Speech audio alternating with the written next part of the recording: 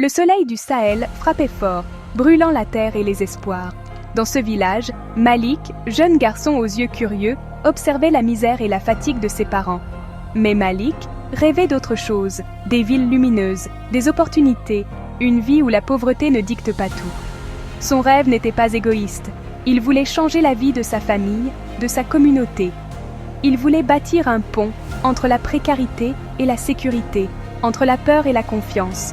Sous le grand baobab, il regardait les anciens, se demandant si la vie ne pouvait pas être plus qu'une simple attente.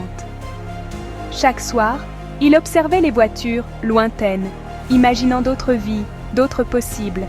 Il ne voulait pas fuir son village, mais le transformer. Malik sentait que la solution n'était pas seulement dans la force des bras, mais dans celle de l'esprit. Il était déterminé à trouver la clé qui manquait à son village. Son père lui disait « Notre richesse, c'est cette terre. Respecte-la, elle te nourrira. » Malik respectait la terre, mais voyait aussi sa fragilité. Une mauvaise saison pouvait tout anéantir. Il fallait plus qu'un travail acharné, une stratégie, une vision. Malik ne savait pas encore comment nommer ce qu'il cherchait, mais il savait que ça existait. Son intuition était puissante, un appel profond.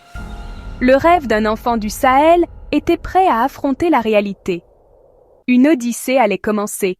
À 17 ans, la sécheresse frappe. Plus de récolte, plus d'espoir. Malik voit le désespoir dans les yeux de ses parents. Ce soir-là, la pauvreté n'est plus une ombre, elle est à leur table. C'est le tournant. Malik ne dort pas, il regarde les étoiles et se fait une promesse. Plus jamais ça. Il jure de trouver un autre chemin où il sera maître de son destin. Il n'a ni argent, ni contact, ni diplôme. Mais il a sa promesse. Le lendemain, il annonce à son père « Je vais trouver un autre moyen ». Son père, fatigué, voit la flamme dans les yeux de son fils. Malik n'a plus peur de la dureté du monde. Il a connu la pire, l'impuissance. Sa quête commence. Sa promesse devient sa boussole. À chaque doute, il pense à ses parents. À chaque fatigue, il se souvient de cette nuit silencieuse. Ce n'est plus un rêve, c'est une mission. Changer son avenir pour changer celui des siens. Il devra se battre, apprendre, tomber, se relever. La perte de la récolte n'est pas une fin, mais un commencement. L'odyssée de Malik débute ici. Il est prêt. Pas d'école de commerce pour Malik, juste le cybercafé du village voisin. Avec quelques pièces, il achète du temps sur Internet. Il cherche comment gagner de l'argent, sortir de la pauvreté. Il tombe sur des arnaques, mais persévère. Un jour, il découvre l'indépendance financière, faire travailler l'argent pour soi. Révélation. Il dévore articles, vidéos, livres PDF. Il apprend les 4 piliers, augmenter ses revenus, réduire ses dépenses, investir la différence, créer de la valeur. Il traduit ses concepts pour sa réalité. Comment créer un actif dans un village du Sahel? Les autres jeunes se moquent de lui, mais il reste concentré. Il transforme la théorie en plan d'action. L'étude touche à sa fin, l'action commence. Malik comprend que la connaissance est la première clé. Il note tout dans un vieux cahier. Il se prépare à appliquer ce qu'il a appris. Il sait que la route sera longue. Mais il a désormais une direction. Le savoir devient son arme. Il est prêt à passer à l'action. Premier principe. Augmenter ses revenus. Malik observe. Tout le monde cherche à se rafraîchir sous le soleil. Il lance la vente de jus de gingembre, aidé par sa mère. Les débuts sont difficiles, mais il vend tout le premier jour. Il réinvestit ses bénéfices, augmente la production. Son jus devient populaire, mais il veut aller plus loin. Il crée un blog, La Piste du Sahel, pour partager son histoire et ses découvertes. Les premiers articles sont maladroits, mais authentiques. Peu à peu, il attire des lecteurs de toute l'Afrique. Le blog ne rapporte pas encore d'argent, mais crée une communauté. Malik comprend la valeur d'un actif immatériel. Il partage ses victoires et ses échecs.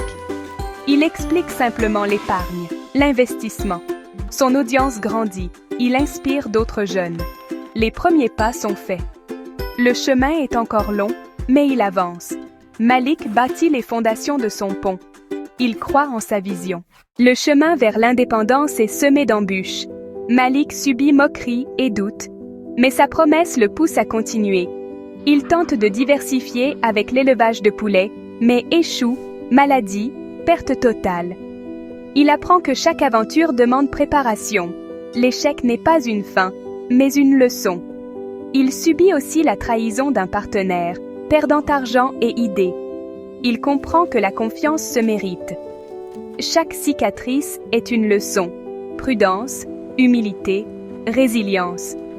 Malik partage aussi ses échecs sur son blog. Son honnêteté touche les lecteurs. Il transforme ses défaites en contenu utile. Il devient plus fort, plus sage. L'apprentissage ne vient pas que des livres, mais du terrain. Il documente tout pour lui et pour sa communauté. Les épreuves forgent son caractère. Il avance malgré les obstacles. Chaque chute le rapproche de son objectif. Malik ne lâche rien. Après 3 ans, Malik n'est plus dépendant de la pluie. Il a bâti plusieurs piliers de revenus. Son kiosque de boissons emploie 2 jeunes, vend plusieurs jus et devient un point de rencontre. Son blog attire des milliers de lecteurs, il le monétise avec publicité et un livre numérique. Il lance un cours en ligne pour aider d'autres jeunes à entreprendre. Avec ses bénéfices, il achète une parcelle de terre, la loue à une coopérative. La terre devient source de revenus passifs.